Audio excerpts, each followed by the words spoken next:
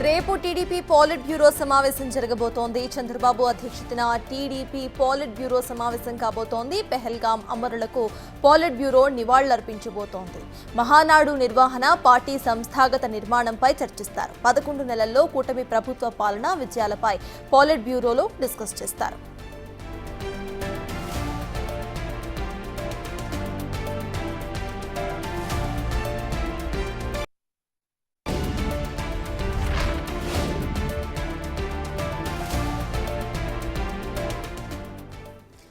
రేపు TDP పాలిట్ bureau సమావేశం కాబోతోంది. దీనికి సంబంధించిన అప్డేట్స్ మా ప్రతినిధి శివ అందిస్తారు.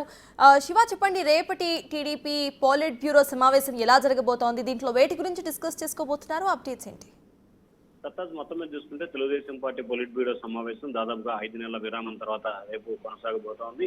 కూటమి ప్రభుత్వం అధికారంలోకి వచ్చిన తర్వాత రేపు మూడోసారి టీడీపీ పొలిట్ బ్యూరో సమావేశం జరగబోతోంది. తెలుగుదేశం పార్టీకి సంబంధించి అత్యంత ప్రతిష్టాత్మకంగా కూడా ఆ పార్టీకి సంబంధించిన కీలకమైన వేదికగా టీడీపీ పొలిట్ బ్యూరో ఉంటుంది.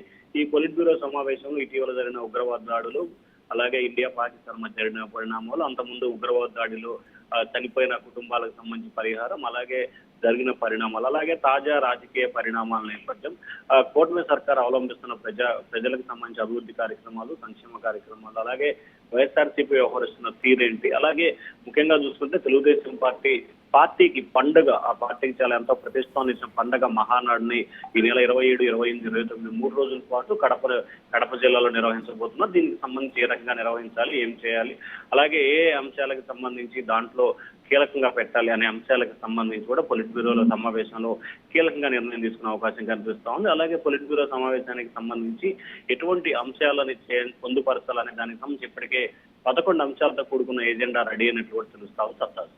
Right. Thank you, Shiva.